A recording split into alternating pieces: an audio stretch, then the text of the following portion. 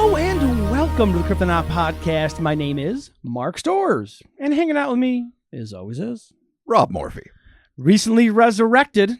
Oh, the man, the myth, the legend. The rainbow is back over the garage. Our very own. Oh my God. Don't know what that means. I am Chris, and I'm a zombie. You're All right. you're in Jesus zombie mode. I'm here. So full disclosure, the only reason Chris is here, he confessed, is because he couldn't stand looking at his own home anymore, and that's respectable. Because he's still fucking here. Yeah.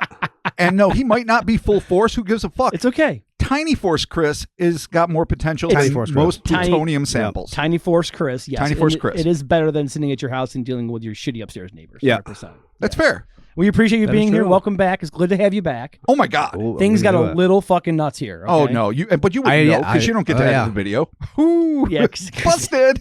There's going to be a pile of Patreon videos that I'm not there, and might have to drink through them. I don't know. Oh, jeez, we weren't that bad, bro. Come There was on. only one of them I gave a heads up on. I was like, this one might not make it. The rest of them, pretty good. In all fairness, there was a sprawling denouement, actual accurate use of the word. There was, yes, there was, yes. And that one maybe could use a trim. But otherwise, I think we were solidly off target, but on brand. Oh, well, that's why. Yeah, sure. I'm just saying it For was. sure. It was more extra than the normal extra. oh my God. sure. Oh, we went over. Yeah, no, that because we are. Mark and I don't have fucking governors. We don't have. Yeah. We don't have. And- we don't even have brake pads. And Bill can't tell I mean- us what to do. We're not under his rule. No. You got when we His do videos. feet I don't tell you guys what to do. No, but at we know, all. and we're afraid. Somehow you got 2 extra videos, and I'm like, why can't we do this all the time? Yeah, the one of them didn't work. Though. Right. Yeah, no. That's still you had. I you tried. Had the time. I'm like, let's just try to do it, and we just we put our best foot forward, and then by the time we were done, I was exhausted. Yeah. I was dying, but we did it. We got an extra one. You know, but honestly, do. I always thought that we kind of undershot the videos. I mean, I know it's not time to have the band meeting because we're fucking doing a pod, but hey, we're here. I honestly guys think we did could it. throw another one through. We're gonna try. There's no reason. We're not to. always calling a break. You, sir, are acting like you gave birth to 3 baby cows, and I'm like, we just. Yeah. I feel like we're just starting. Yeah, I know. I can't. I hold guess it it for that long. takes more. It's all right. I'm not here to judge. but I guess that's it why- sounded pretty judgy. No. I'm not. But that's Yeah. why we're here to give more, to give the people more. And let that be the segue too. And you can check that out, patreon.com/Cryptonaut podcast. This episode we're doing right now, boys, episode 380. Yeah, No. dude, it is. Oh, the Dang. 400 creepeth closer. But check this stat out. If you sign up for Patreon, you get instant access to 289 bonus episodes and 170 bonus videos. So wait, we're closer to 300 Patreons because I'm the master of math. No one's going to be blown away but me that I'm doing this. Than we are to being normal 400 Yeah. in regular pods, I But should say. consider that the Patreon, that 289 bonus episodes, that also includes ad-free episodes. Oh, snap. Yeah, see? But still there's a lot of bonus audio, a lot of so bonus videos. Near 300, No. tons of. We were just talking about, like, we overstepped our bounds. Yeah. I mean, I'm not trying to oversell it. A fuck ton. And if you think we're off the rails normal, just wait.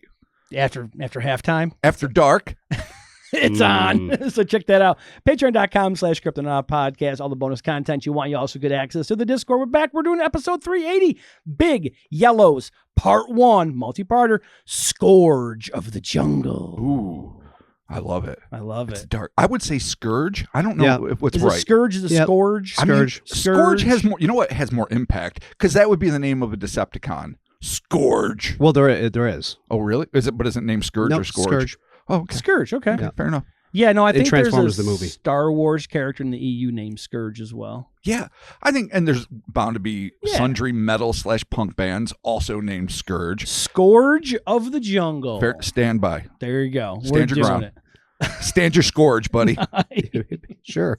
All right, so yeah, we're in the jungle. It's got scourges, and they're big and boy. yellow. Let's get started with, near the end of the Vietnam War, a battle-hardened team of American Marines were sent on a covert mission into the dense jungles of the DMZ in order to ambush a communist convoy. But that moonless night, these well-armed warriors weren't destined to be the aggressors, but the victims of an inexplicable army of unknown and decidedly inhuman enemies. Yeah. Man, I got, almost tripped me up. Both Communist boxes. convoy. Yeah, usually I don't throw too much alliteration. Yeah, communist convoy guy. That's my game. I like it, I don't though. do that to you It's usually. good. I like it. But yeah, no, I mean, we already did this little dance before in Vietnam a few times. But Vietnam is riddled with paranormal events. I love it, dude. There was the black bewinged lady. Oh, yes, that's right. The weird bat woman. Yeah. And I'll be making reference very soon to the Black Sphere. Oh, yes, that's right. That's Yeah. right. Okay. So, and of course there's rock apes. There's all kinds of crazy shit. One of the missing plane ones that we did, whether I don't know if it was everyone dead or everyone missing. Oh, yes, I do remember that. That was a two-parter, I believe. Yes, I forget it was. the name of it, but it was the missing and the dead, literally. Yeah. Because one, they were all gone and who the fuck and where, and Yeah. then the other one, they're all dead and it's like, oh, who the fuck and why? Yeah, because we had to go back and retroactively research that dude. Yeah. Yeah, we were like, oh yeah, boy, I remember that. This guy, he's a little son. Well, So, it was Nam. I don't know. the name of the game is sus. All There right, you that's go. not our job. There it is. Yeah. Our job is to stand and deliver. Excellent. Or, well, as the case is, sit, drink, and do our best to True. deliver. Robert, Amen. let's get started. The ados no further. Back in September of 2022, we released an episode titled The Black Sphere. Warned you. There it is. That dealt with an anomalous and evidently intelligent ebony orb encountered by a team of Soviet scientists in the thick of a war-torn Vietnamese jungle sometime in the late 1960s. That's episode 256 for whoever may be interested. In it, I set the stage for an anomalous encounter occurring against the backdrop of jungle warfare. So I'm going to do the most narcissistic and lazy thing a writer can possibly do and quote myself. Because why rewrite what's already done? Sure. Nearly flawlessly within my limited capabilities. Okay, I like it, dude. I love it. And if you want to hear my more thorough breakdown of the war itself, even though you could Google it fucking anywhere, that's also in Black Sphere, but that's neither here nor there. No. Vietnam War, as narrated by Rob Morphy. Quote. Oh, that would be That'd fun. be cool. War is, by its very nature, a dark, ugly endeavor, leaving in its wake little but carnage and destruction. But even within the horrid, paranoia-fueled confines of the battlefield, events that can only be described as paranormal still occur with alarming frequency, and as if the supernatural aspects of our world were swept up in the miasma of the sheer brutality of the moment, these bursts of high strangeness often manifest in violent and highly disturbing ways. But as bad as the bullets, bombs, and booby traps are in any war, the situation in Vietnam was worsened for ground troops, due to the savage, unforgiving nature of the hot, humid, predator-filled Southeast Asian jungle. A jungle that seemed to thrive on flesh rot, disease, and decay. But terrible though all of these aforementioned circumstances most assuredly were, these traditional terrors were not the only adversaries that combatants were forced to contend with. There were other things lurking in the jungles, things that were less explicable, though no less horrifying. End quote. It is one such nightmarish encounter with the unknown that we'll be dealing with here today. Evidently, this incredible account first appeared in the 1993 book Natural or Supernatural, a casebook of true unexplained mysteries, written by pilot, author, psychic, and military historian Martin S. Caden, whose 1972 novel Cyborg was the basis for the $6 Million Man and Bionic Woman franchises. So fucking A. I mean, this guy's got a lot going on, man. Oh, yeah. He's He's got these two things, as far as we know. He's a busy But still, dude. I'm sure he was very busy. And he looks like a super interesting cat that was living a rich and weird and probably drug-fueled life. That's speculation on my part. Cool. Yeah. Full speculation on my part. Drugs and psychic powers, man. And to this man, I wish to offer a hail and hearty, albeit posthumous thank you for helping to brighten my childhood with mind-expanding concepts, amazing characters, and even better sound effects, the latter of which I know he had nothing to do with, very likely, but what the hell. Give it all. And it is the sound effects on Biotic Man. Yeah. He seduced all of us, whether or not it was in reruns Yeah, or no, I prime loved it. time It was as great. kids. Yep. Love that shit. But while Caden is to be credited for bringing this terrifying true story to light, a thanks is also owed to Dominic Ninocchio, I think I nailed that, creator, presenter, and I assume writer for the always excellent paranormally disposed YouTube channel, What Lurks Beneath, which is where on February 21st, 2025, just like a week or so from this recording, Yeah. Nice. very recently, depending on when you're listening to this, he presented this astonishing tale under the header, breaking, all caps, : Vietnam veteran exposes classified experiment. Ain't that a little something? I mean, there it is. Beneath which Ninocchio wrote, quote, in the 1970s, a United States Marine deployed to the other side of the world encountered something that left him questioning everything he knew. For years, he had dedicated himself to defending his country and his brothers in arms. But what he encountered in the jungle left him abandoning all of that. Because when your reality is invaded by something that isn't human, there is only one thing that you know for sure is worth saving: yourself. Sounds like a Mark Storesism. Oh, that's a tagline for sure. Oh my God, yeah. Oh, 100%. And it should be noted too that if any of the quotes from here on out are unaccredited, it's going to be back to Ninocchio. Dominic. Yeah. Dominic. Cool. Dominic Ninocchio of a fine beard and an even finer YouTube channel. Excellent. And Check we will it. stand there. Yeah, definitely check it out. Go hit a like Awesome and stuff. subscribe. There you go. Absolutely. For sure. Intro established. Let's get on with the story. On March 29th, 1973, after staggering losses on both sides of the conflict, the United States ended its direct engagement in the Vietnam War. And on that day, the last U.S. combat troops left South Vietnam. Or so we were told. Sadly, the nation would soon discover that a stunning number of POWs had been left behind. But that's an account best left to survivors, families, and historians. This official end to the war came 2 months after the signing of the Paris Peace Accords in January of 1973. But in the weeks and months leading up to this fateful day, it was business as usual at the front. And even as the representatives of these belligerent nations sat around fancy tables in their crisp new suits, sipping coffee and discussing the terms of withdrawal, UFO, Jesus Christ. Jesus Christ. UFO soldiers. I was trying to be so poignant in my fucking shitting on of the fucking big guys to the little guys, but U.S. soldiers who sometimes pilot UFOs, Yeah. were still being sent out on life-threatening missions in a war that was all but over. Pretend that had poignancy. It would be on a wet winter morning near the end of this brutal conflict that 6 U.S. Marines, led by Corporal David E. Gower, were dispatched on what might well have been their final mission. Gower and his men, all tough yet young, seasoned jungle warfare experts, were instructed to push far north into the demilitarized zone, where, in contravention to all rules prohibiting armed conflict in the DMZ, they would lay in wait for a North Vietnamese ground supply convoy, which they would then proceed to ambush before beating a hasty retreat. The communist convoy, Robert. Yeah, which shouldn't have been there either. In all fairness, everyone was bending the DMZ rules. Yeah. We got a communist convoy across Vietnam. Wow. Convoy. Nailed it. Honestly, beautiful. Trying to get something from Chris. I got nothing. I got a half a smirk. You're not going to get a lot from me today. No, I know. But I enjoyed something. it. I got something. You did. That's fair. I did. Hey, half this is telling the story, half this is just keeping Chris alive. and we're did doing it. that. Mark 1. Yeah. Right. Everything against Death Chris. 0. A lot. Death 0. But Mark death 1. 0. Exactly. To be sure. All right, we're Okay. beating a hasty retreat round. Mm-hmm. Okay. Okay.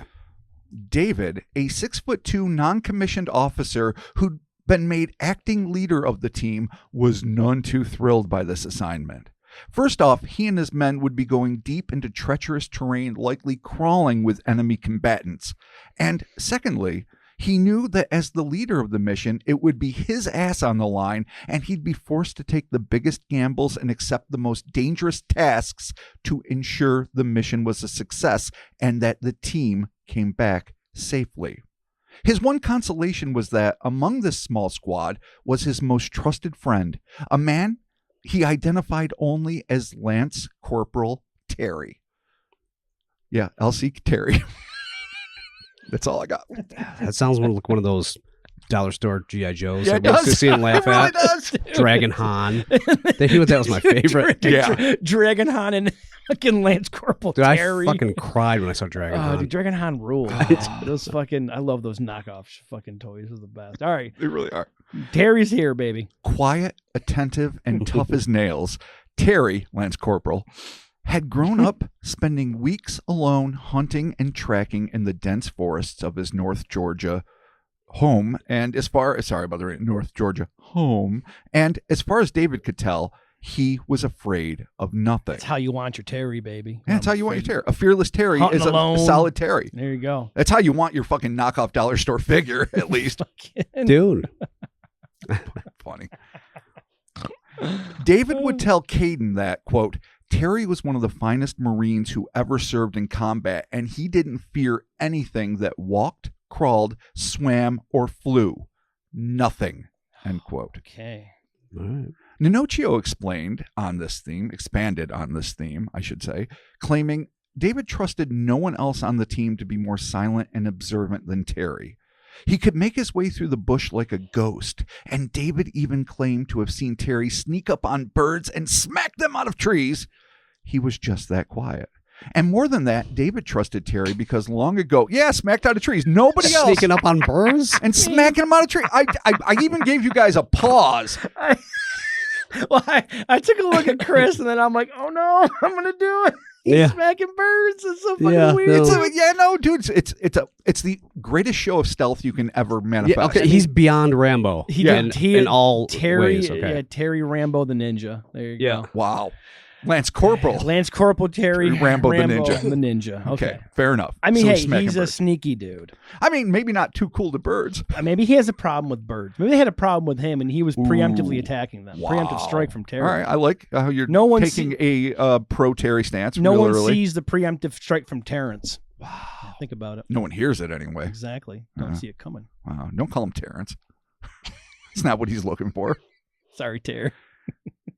Okay, so he was that quiet. They trusted each other no matter what, because they had made a promise to one another that neither would leave the other to die if one of them was wounded.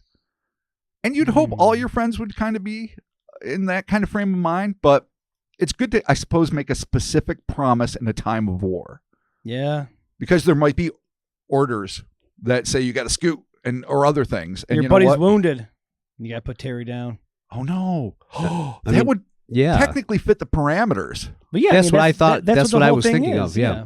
Oh, I didn't. Remember in I wasn't House? thinking. No, I just thought. No, I thought that he would rescue him no matter what. I was so altruistic. I wasn't even thinking about the dark realities of war. Yeah. Yeah. at I mean, all. that's what. Yeah. That's what House was based off of. He Yeah. left his buddy in the jungle, and they tortured him for years, and he came back via House and Haunted Lodge. A two-man tontine, if you will. Yeah. Except nobody wins anything. No, that's it. All right. So now you guys just, I guess, made me feel like an immature imp, and thank you for that. Okay. I need to grow up a little there.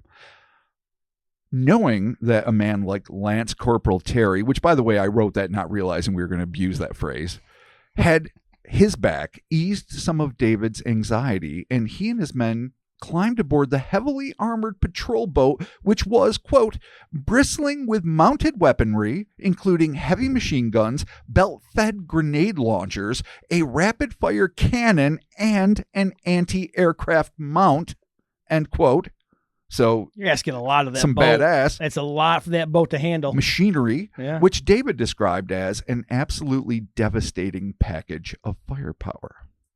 And he'd know. Okay, I like it. Fully loaded, the patrol boat and crew, the patrol boat crew and their 6-man unit began their Apocalypse Now-esque trek, traveling some 40 miles north of a murky, unnamed river into the verdant, nearly impenetrable, and mostly enemy-controlled DMZ. The trip was a long one, and the men stayed silent and on guard, almost certainly surrounded by a chaotic chorus of animal sounds emanating from the forbidding forest that enclosed the river on both sides. A forest that, they knew only all too well, could be teeming with unseen eyes ready to strike without warning. After an anxiety-ridden, though ultimately uneventful journey upriver, the boat came to a halt next to an embankment at about 1:30 a.m. The 6 leathernecks silently checked their gear, including the all-essential two-way radio, and grabbed their weapons, which included a gun mortar, a grenade launcher, light machine guns, 4 M16s, and, quote, enough ammunition to blow up a small town, end quote. As for David, as usual, he carried his trusty Browning automatic rifle. I was going with a Browning. Nice. In less than 5 minutes, the crew had disembarked. Armed to the teeth and duty-bound, David and his men began hiking into a stretch of jungle that was completely unfamiliar to them. The patrol boat had been ordered to remain where they left it, and it's likely that all the men on hand offered a silent prayer that they would still be waiting to pick them up after the ambush. That's got to be a terrifying thought. Yeah. As the Devil Dogs, or as it was originally known, Teufelhunden, sorry to any Germanic listeners, a nickname bestowed on World War I Marine forces by fearful German soldiers, moved deeper into the harsh tract of unnamed forest. The ground beneath them became, quote, soft and spongy like the black muck of a Louisiana bayou. It was the sort of terrain that could easily leave them trapped if they needed to get out quickly, end quote. The further they moved from the river, the more these usually unfazable grunts began noticing that something seemed off. It was difficult for them to put their finger on exactly what was amiss.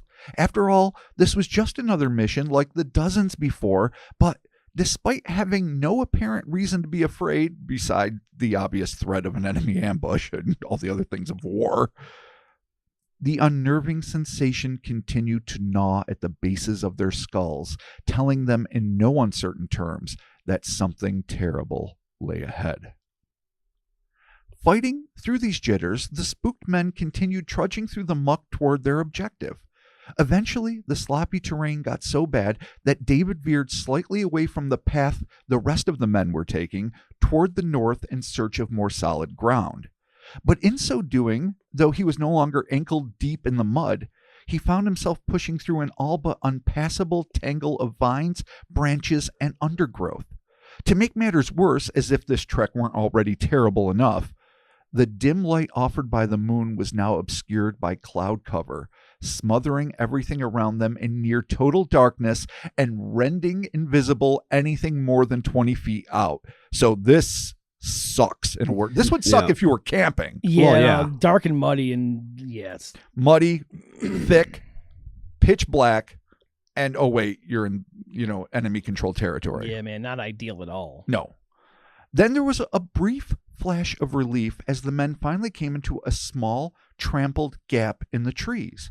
No doubt delighted to be out of the muck and flesh-scratching bramble, the experienced Marines knew better than to let down their guard, and instead of bunching up into an easily killed mass, as I certainly would have done with my buddies back in the day, they quickly posted up around the semicircular clearing, peering into the surrounding woodland, looking and listening for even the slightest sign of movement.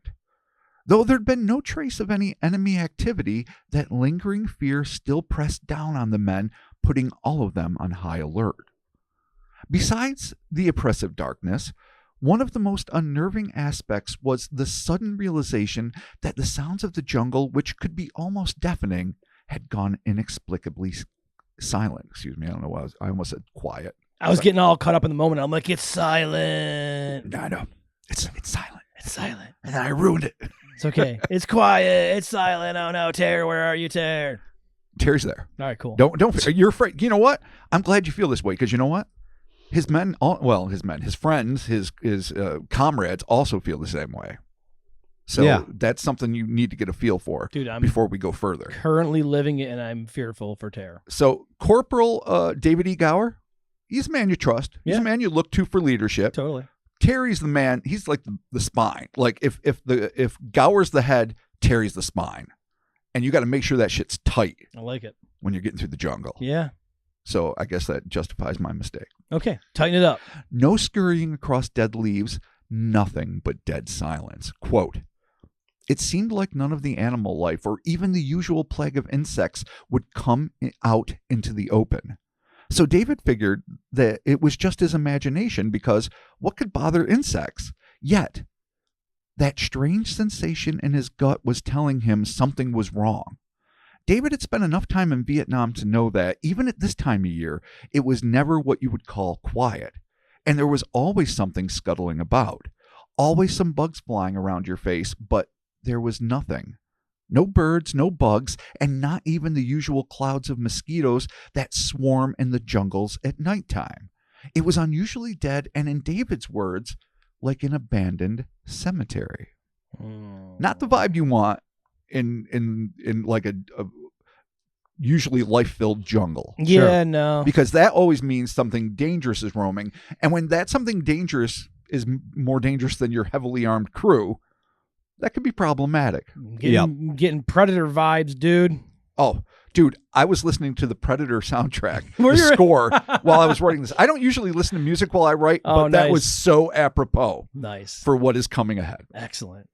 Terry and the rest of the grunts all felt it too and held their weapons at the ready, though none of them could explain why they were so agitated.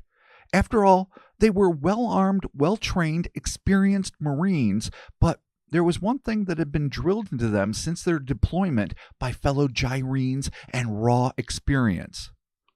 Those who want to survive have to learn to trust their instincts. And though there was no evidence of there being any problem, their guts were telling them that something exceedingly dangerous was lurking nearby. Standing there on high alert in the silence of the clearing, these war-hardened men had no idea just how right their instincts were. After nearly 20 anxiety-inducing minutes of just staring into the shadow-shrouded jungle surrounding them, David motioned for the multi-talented Lance Corporal Terry, he's out, There you go. to scout ahead. Without a word, Terry slipped into the foliage. After 5 of the longest minutes of his life, to David's great relief, Terry reemerged from the forest like a human whisper. But just one quick glance at his features told the man in charge that something was very wrong. Terry was clearly disturbed, a fact that did nothing to put David at ease, but he quietly explained that the jungle was barren and that there was, quote, nothing alive or moving within 30 meters of the clearing. No tracks, no animal trails, nothing, not even a human footprint. He had gone around 250 meters out into the bush, and all Terry could do was just shake his head and say, there ain't nothing there. Nothing that any human being ever left here either, and that ain't right, end quote. David let that statement hang for a moment or two. As unnerving as the picture Terry painted of this unusually empty jungle may have been, to David it at least sounded safe. Still, as much as he trusted Terry's observations, he had even more faith in his instincts. It was then that the commanding officer looked his comrade straight in the eye and asked him how it felt out there. Terry's one-word reply chilled the men to the bone. Scary was all he said. Oh, no, Scary Terry? Well, that Terry's might be his usually new nickname. not scared, dude. No, Yes. no. Scary Terry, baby. Yeah. Well, it's usually unperturbable Terry. Oh, Jesus Christ. Unperturbable Terry. I mean, there's a little alliteration That there. is definitely not a Rick and Morty character as opposed to Scary Terry. Oh, There you go. Yeah, true. Sweet. That was a great one. Feeling that Terry was holding something back, he pressed the man who he trusted with his life and apparently death. And finally, he conceded that he had stumbled across one peculiar thing that seemed out of place. A pile of scat that was, to him, unrecognizable. The unrecognizable turd in the jungle. I mean, how dare What's he? more scary than unrecognizable shit? Dude, shit that you can't place. Fair. Yeah, You're not Terry, clearly. I clearly am not. Back in Georgia, Terry had been an expert hunter and tracker, and he did not let that skill set fall into disuse in Vietnam. During their long, grueling hikes to and from facing the enemy, Terry used his inborn skills to study the terrain around him and the animals that occupied it, becoming almost as proficient at identifying Vietnamese wildlife as he was with the creatures living in his own beloved Blue Ridge Mountains. But this was something different. This looked just a bit more human than animal, but its prodigious size prevented that designation. Therefore, The practiced huntsman had absolutely no idea what could have produced it, and that bothered him. So it's a big turd. It's a big old A turd. giant turd. A giant human turd. cannot have possibly taken. Inexplicably big people turd. Yep. My Ish. God, no asshole could pass this turd of a man. With animal overtones Okay. or undertones, depending. All right. Through tones. Terry was usually cooler than icicles in the Arctic, so it wasn't the existence of this mystery poop that bothered the tough men in his company, but the fact that this man, who they all looked up to, was concerned about it, raised the collective hackles on their literal as well as figurative leather necks.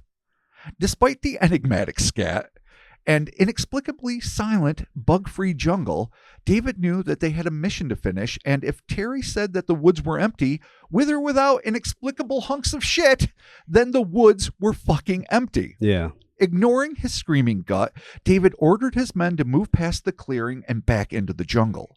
None of them were happy about it, but all of them were Marines, so they would do as they were commanded. Once back in the thick of their muddy, bramble-ridden trek, David began to hear something moving through the jungle that he did not register as being one of his men. This was something different, more erratic, moving just beyond his line of sight. David froze, made a quick check of the 5 guys with him, then, quote, signaled for the team to spread out even further, each man taking cover. One by one, they melted into the surroundings, camouflaged and still, weapons at the ready, end quote. David knew that they were far enough from the ambush zone that they shouldn't be encountering any enemy patrols, but as Marines, they were prepared to fight when and where the situation demanded. Besides, they had a job to do, and nothing was going to stand in their way. Once the grunts had settled into their hiding spaces, there was a moment of silence. Then, even louder than before, the tromping continued. It was then that David realized that this sounded much too loud to, quote, have come from any enemy soldiers. Whatever was out there didn't seem to care at all about being heard. It was big and clumsy, breaking branches and shuffling through the leaves, end quote. Despite the lumbering nature of the encroaching life form, neither David nor any of his men could make out what was causing the ungodly racket. It was then that the concealed men's eyes widened as they noticed a shiver in the foliage some distance from their position. Without warning, a clearly massive animal began moving directly toward them. This concerned the men as, if it was a tiger or some other potentially dangerous animal, they might have to open fire, thus revealing their position and situation to any North Vietnamese combatants in the area. Though whatever it was still too far away to see through the dense forest, David could now make out at least 3 distinct shapes barreling through the bush. Based on their size and speed, his first assumption was that they must be charging water buffalo. But within seconds, he knew that this couldn't be the case, as the encroaching entities all seemed to be much taller than any ungulate he had ever seen.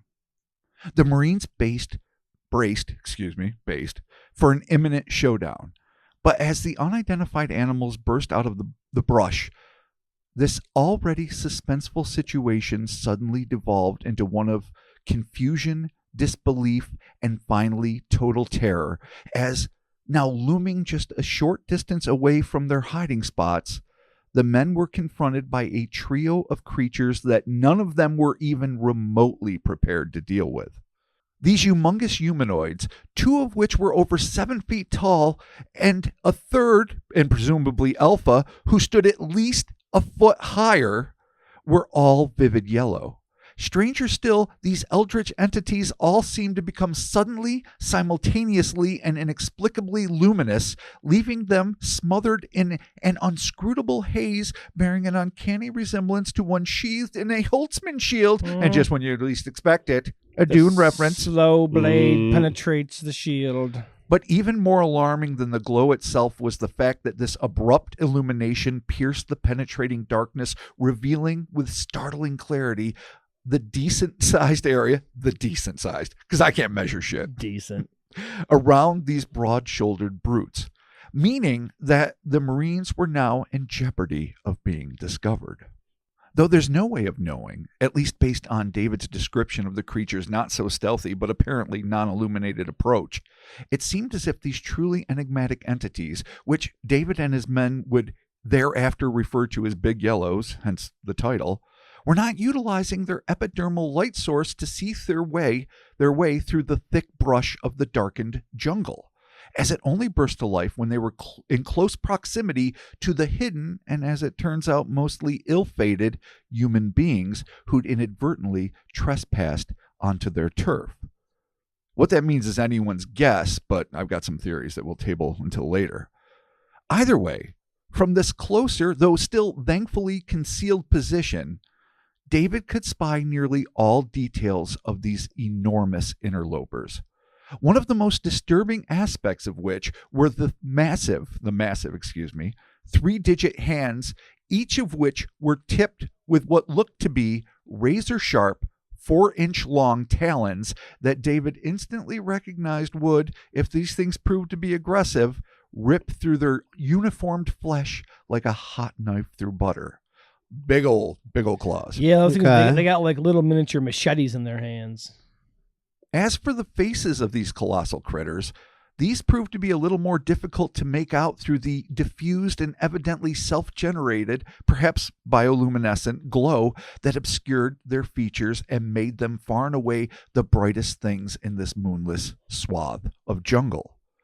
Despite the soft focus fuzz, however, David could see that each had a pair of predatorial, somehow reptilian-looking eyes, reptilian's a quote, large closed mouths, and what looked to be just a single slit-like nostril carved into their oddly flat faces, which, if that description is accurate and not a misinterpretation on my part, I can't help but to see, like an acutely abrasive splinter in my mind's eye, yeah, that's for geeks out there, as a pulsating vertical orifice, rhythmically opening and closing with each breath as if it were an animated and nightmarishly erotic Georgia O'Keeffe painting.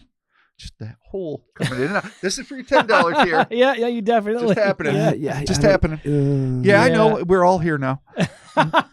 We're all grossed out in the jungle. Weirder yet, David described their lack of outward ears as, I swear to the baby, audio holes, which I find just ceaselessly Audio amusing. holes. Okay. That were wedged into the sides of their head, though perhaps a little higher up than we would expect to find on where human ears would be. So a little higher up. Holes for audio. The corporal and his men, still riveted to their cubby holes, had to use every ounce of their internal metal to prevent them from screaming and running full tilt back to the patrol boat. But these new additions to their already unnerving environment not only looked strong, but swift, and their eyes and claws had them clearly pegged as predators. Besides that, David knew that their impressive array of firepower was best saved for the ambush ahead. So, awaiting his orders, the other Marines crouched in silence, watching as the huge and hopefully nearsighted humanoids methodically moved through the spaces between them. Abruptly, one of the Big Yellows shifted its trajectory.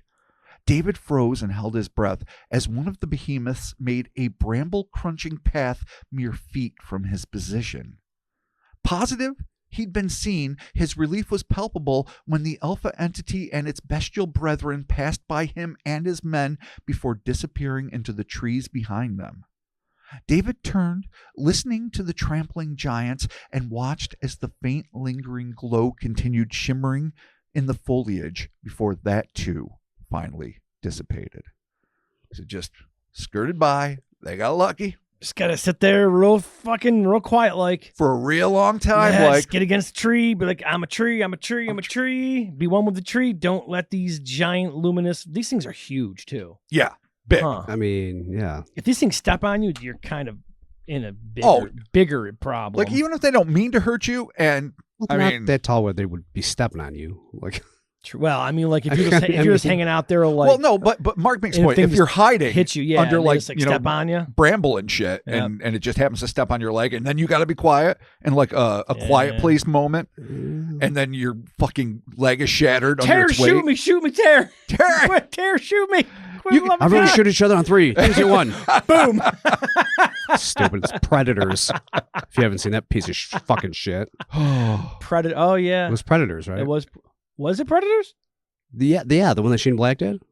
I think that was called Predator. Or was that the one after? No, I don't know now. Predator. No, wait, was that the one before with Adrian Brody? Adrian Brody. That's Predators. Yeah, That's with Predators. Adrian Brody, yeah. What was the one with Shane Black? Was it called like The Predator or something? I don't even That's remember anymore. But maybe. That was the Predators, one. That, the Predator. The Predator. A Predator. A Predator story. Predator story is way stupid. better. Yeah, no, that was the piece of shit. That was. Didn't we go to the theater to see that? I think you made me go. I think I made you go. Yeah, I made Charlie go too, and everybody was disappointed. Yeah, it was a terrible. No, I got to be disappointed at home. Yeah, it was something. Back to the jungle, Robert. With these unfathomable things now gone, David stood in the now near complete darkness, indicating that Terry should do the same. He passed the signal along, and in seconds the unit met in this newly flattened, huge claw print-filled patch of jungle, clearly indicating that the claws that were on their hands were also on their feet, even though they might not have seen it earlier. Each realizing that they'd likely encountered the creators of the clearing that they'd stumbled onto just moments before, if you recall that one quick reprieve that they had. Keeping their heads on a swivel, the men looked at each other with perplexed expressions, all clearly asking the same question. What the fuck was that? None of them knew what to think. In what was just a few minutes of mind-melting moments, an essential part of their collective worldviews had been obliterated, leaving them not only questioning the broader nature of reality, but more specifically, what the hell they should do next. War was tough enough, thank you very much, without having to deal with glowing yellow 8-foot fucking tall monsters. Utterly untethered, David looked to his anchor and right-hand man, the usually fearless Terry, who without a moment's hesitation said what they were all thinking. Screw this. Let's go back to the boat. Dude, I mean, the boat's heavily armored, man. You know, head back. Fuck it. Head back. Go back to your forward command base and be like, dog, there's giant monsters. We ain't doing this. Absolutely. Sorry, the commie convoy will have to wait. Look, all right. It seemed like a sound call. David knew that his superiors would probably say, stick with the plan, finish the job, shoot anything that gets in your way. But important as their mission may have been, David knew that, as far as he was concerned, his number one priority was to keep the men under his command safe. And he also knew that there was no way he could do that with enemy combatants at their front and fucking monsters at their flank. The corporal paused for a moment, his mind likely racing through scenarios regarding how they might be able to actually complete their objective, and alternatively, what he'd tell his superior officers when trying to explain why it was they didn't endeavor to begin, much less complete, their mission. When his reverie was suddenly shattered by the horrific stomping sound of the big yellows heading back in their direction. In a split second, it became clear that these things weren't returning at the same brisk pace with which they'd left, but based on the thundering, tree-ripping racket, were racing back, tearing through the jungle like a, quote, herd of elephants barreling through the forest in their direction. Oh, man. The decision now made for him. David shouted, "Get back to the river and get on the damn radio and tell them we're coming in hot." Silence no longer an issue. The frightened but always professional Marines began issuing weapons and barking instructions into the radio for the boat to be ready to gun it the moment they boarded.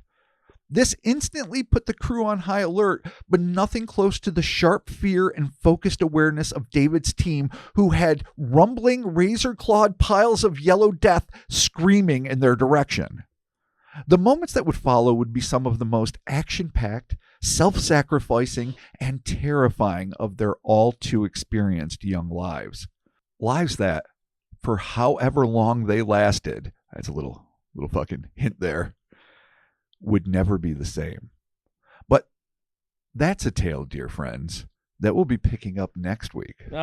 Big Yellow's part 1, the Scourge of the Jungle. God damn, I got it right the third time I said it there. Yeah, not the situation you want to be in, man, especially when like your go-to guy Ter's like, we're fucking getting out of here. You're like, damn it, Ter. Like when Ter's the first guy to say, screw that, let's fucking go back. Right. And then, I mean, we all make light of that, and that's why I wrote it the way I did too. Like, no matter how inexplicable the shit they decided to push forward, but it's more the gut instinct that Terry has, and the fact that as their spine, figuratively, obviously, he's their moxie. Right. He acts fearless, ergo, you're like, fuck it. Even though there's a good chance you could die, and probably people died around Terry's from time to time, you just felt like you could fucking do the mission. Yeah, Terry the Death Angel. Well, this situation, though, that you'd mentioned in the story, like, not only are you dealing with enemy combatants, you're also dealing, apparently, with 3 giant fucking monsters. Yes. Which is like, if you got one of them to deal with, fine, maybe. I mean, bad enough. Yeah, but, I mean, at this point, like, you're severely outnumbered. And they're starting off being... and all your shit is back in the boat. Your good shit is in the boat. Well, no, they still have mortars, and they still have M16s and a Browning. But the good shit. Oh, the very good shit. Very but good a belt-fed grenade launchers on the boat. Exactly. Thank you, Christopher. So, if Terry had the belt-fed grenade launcher, then you'd be like, Terry, buck the fuck up, dog. We're going to grenade launch this bitch into fucking... If this was a movie, one guy would be carrying... Yeah, the Blaine character would be carrying the fucking belt-fed grenade launcher, just be like next to the Gatling gun. Portable. I ain't got time to run. I ain't got time to bleed. I ain't got time to. Thank you, Governor Ventura. Thank you for your service in one movie. Well, all right, I'll give you Running Man too. Oh, he was awesome in Running Man. Thank you. Hell yeah. In fact, I as an actor, he was just fine, and I suppose as a wrestler, he was too. Though it was kind of before my time. And when he got into a screaming match with fucking Dave Icke and fucking Alex Jones got between him, and then Jesse was going to kill everybody. Wait, that actually happened? Oh yeah, it was excellent TV. Alex Jones separated Ike and Ventura. Yeah, and Ventura's like, "You're a liar." Was that a pay-per-view? No, it was some stupid web thing. Wow. Yeah, just like a conglomerate of assholery. Okay, that's all it is. So regardless, Ter's got the right point. Get the hell out of there. Get back to your boat. And with the size of these things, and just they're predatory, whatever. They're clearly predators. Ridiculous claws that they have. Yes. Like, you're making a good call. Like, we can't really hit these things head on. And you start popping these things, guess what? The enemies are going to hear you. Exactly. I mean, these things are already like giant deadly flashlights. I think is what they're thinking. Like, they're probably assuming that, bullets could take one of them down at least. But then you still have to, in relatively close quarters, and during when they're all like sitting there praying they don't get fucking stepped on. Right. David and probably the other guys are working out, if we kill one, can we get the other ones fast enough when they're right next to us? And maybe not. And being luminous in the dark jungle, you're like I said, man, you're a giant flashlight. Well, they are. Yeah. Oh, yeah. Absolutely. So, they're giving away their position immediately. And you don't know how intelligent they are or not. Are they animals? Are they entities? We don't know. Are they entities in the sense of a cult or extraterrestrial or... But they shit. They shit. If they shit, they can be killed. Oh, my God. And there's Blaine's line. Yeah. Well, that's still assuming that the shit's theirs. True. Yeah. It might not be. I'm just going to give it to Terry. That's true. I'm just going to give it to Terry. You found weird shit, and then you see these weird things. I understand. It makes sense. But dude, Chris makes a valid point. Occam's turd? Occam's turd? Is it Occam's turd? Oh, my fucking God, dude. You just made my life. Thank you. Ish. Yeah. No, it is. Really. Just let it be, because I need that to be in my lexicon. Chris does not believe this turd belongs to these animals. Yeah. State your evidence right now, you son of a bitch. Terry! And at this Don't point... you walk away from me, you son of a bitch. Jesus Christ, that's fucking awesome. That is just the best. Terry walks away. So, Terry's fucking a badass. Apparently, we don't know. Based on this story, if this is the only story you ever heard about Terry, you'd be like, so this guy, huh? But we know more by proxy of David. I guess... And what makes it more poignant that he's super invincible, and then he's afraid. Yeah. I guess so. If you could take these things down hand to hand style, you'd be less likely to draw enemy attention. That's true, and that seems implausible. Yeah, because of how big these things are. In my mind, they're somewhere between, I don't know, a Bigfoot and headless horror of Grafton, but that's idiotic. I don't know if they're wide at all. I'm They could seeing be, like they could be super slender. I don't know what I'm seeing. It's not really. described. All right, so here's the thing. I mean, In my I do, head, I The do, reason- but I don't. The reason you But- don't know, go ahead, Mark. in my head, I'm thinking like a Thundar the Barbarian character, like the Oh. Ukla or whatever. That, So you're that seeing stone something more weird- humanoid.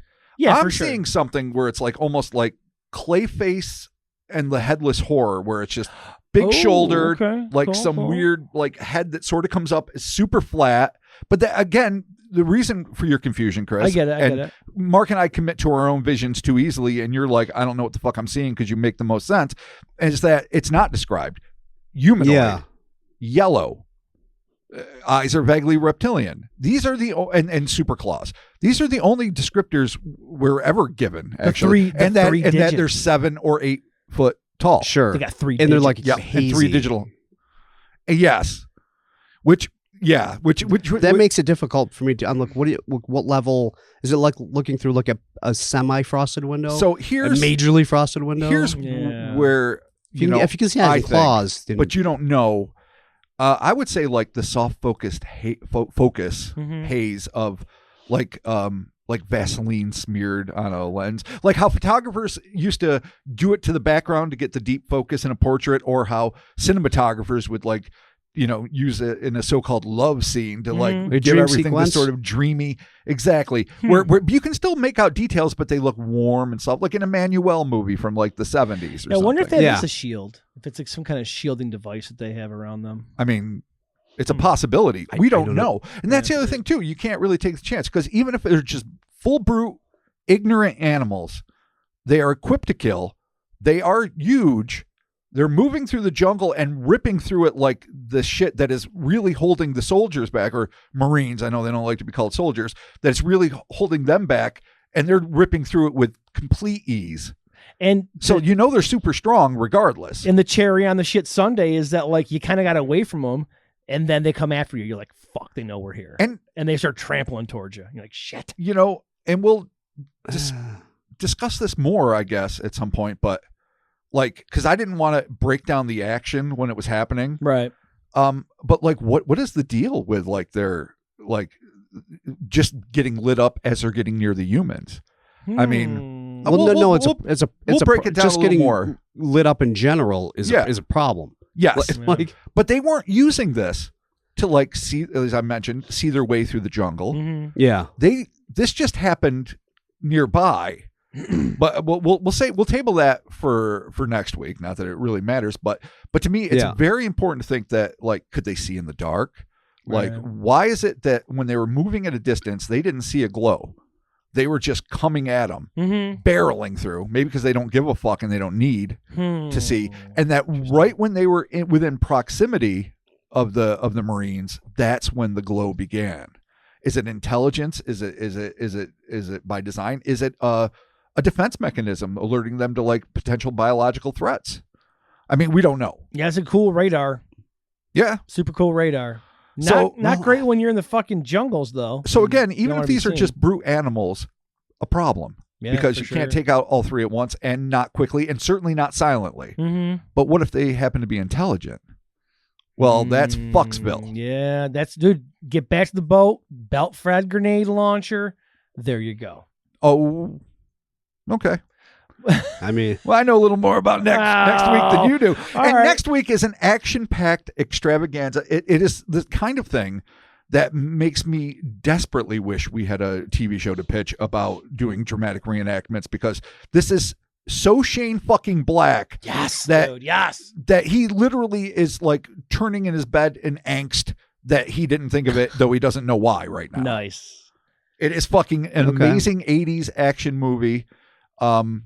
And he was actually, Shane Black was actually, his first starring role was in Predator, I think. It was, he yeah. was the guy Starring with role, the yeah. specs. Yeah. Yeah. I He was think the so. dude. Yeah.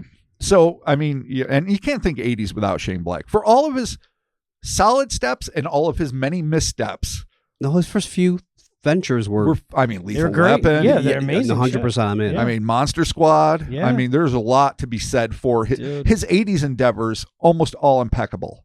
Obviously, Yeah. I don't know if he contributed to the writing of Predator, but he definitely was in it, and probably if they No, I needed, think I'm sure he did. if they need a little spruce up on the set, who are you going to turn to? Jesse the Body? Yeah. Shane Black. There you go. Yeah.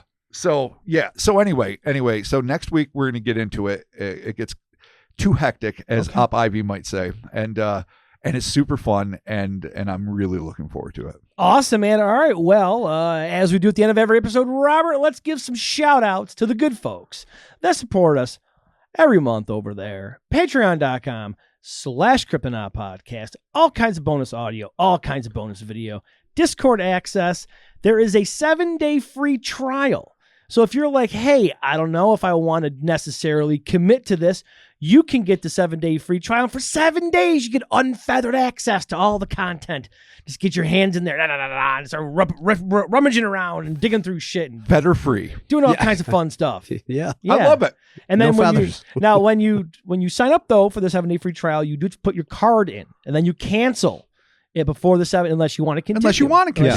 So I mean, you I have- wouldn't emphasize. I you mean, have yes, the option. absolutely let people know they can cancel, because I want people to know that's an option. But every 7 You day don't like it. every day 7 free trial, you got to specify that you got to put a card in. But I think but yes, you have to put a card in, and you absolutely can cancel. That's your right. Listen to a bunch and cancel if There's you a want. ton It's of all people good. that have sent us messages like, yo, I checked out the 7-day free trial and holy shit, this is awesome. I had no idea you had this much content. I'm like, well, now you know. Now you know. And no one's half the battle. And so, but if you want to stay, Dragon Han. You can stay if you want to stay. I mean, Dragon Han compels you. Yeah. Dude, believe me, in 1 week, you're not going to get to the content. You're going to want more. And then you're like, I want this every week, and you're going to get it every I mean, week. Patreon's a fun ride. Oh, I mean, it's if super you're on fun, the Hello Space tier, you get stuff 5 days a week. yeah, you literally do technically. get technically 5 You days. get. a week. I mean, everyone gets a free YouTube. Sure, Yeah, but there's all kinds of shit. yeah, Tons of stuff. So check it out, patreon.com/Cryptonaut podcast. Robert, That's thank the the dude. good folks. Sam Driscoll, Thank you, Sam. Dire Fay. Hell yeah, Dire Fay. Ooh. Johans. All right. I never know what the slash through the O is. I'm terrible at this, so we're just going to go with Heligso. Heligso. I like it. It's got I think depending on where you are, it's got different pronunciations. So, But, or no, it's probably Johann. So I probably fucked up both sides. So Johans, John Anus, Heligso. If I fucked it it's up, not John Anus. I know it's not. But I mean, an S. I should have said. I wasn't trying to say anus. Is I was it- just trying to read. Is it Johan? Johannes. Johannes. See, the more complex your name, the more of a shout out you get. Yeah. Johannes Heligso. And your name is awesome, by the way. It is awesome. Yeah, shit. I mean, fucking so metal. And if we got it wrong, you get the freebie. Anybody. If we say Patti Smith wrong, famed singer and I was crypto so fan. that We base- say Jack Black wrong. We get. You'll do Wait. it right. I meant Frank Black. Damn it. Oh, Anyway, take Pixies. Robert. Yeah, conspiracy. we know. Conspiracy. Nice. Conspiracy. Thank you for telling us. Conspiracy Bunny 2023, not to be confused with the older model, Yeah. I must say. And if it's the same one, I've definitely interacted with them on our Discord, which is going to be a little foreshadowing for the hype for Discord, unless you already said it and I'm fucking blacking out, because I have been tonight. No, I think Discord is there, man. Join up. It's awesome. No, Discord is boss as shit, and Conspiracy Bunny, if it is indeed the same one, is boss as shit upon it, There you go. within it. Oh, okay. Check it But out. if it is a new Conspiracy Bunny, then also Then great. enjoy the yeah, Discord. then join the Discord and hook up, and you can talk to the other the Conspiracy Bunny.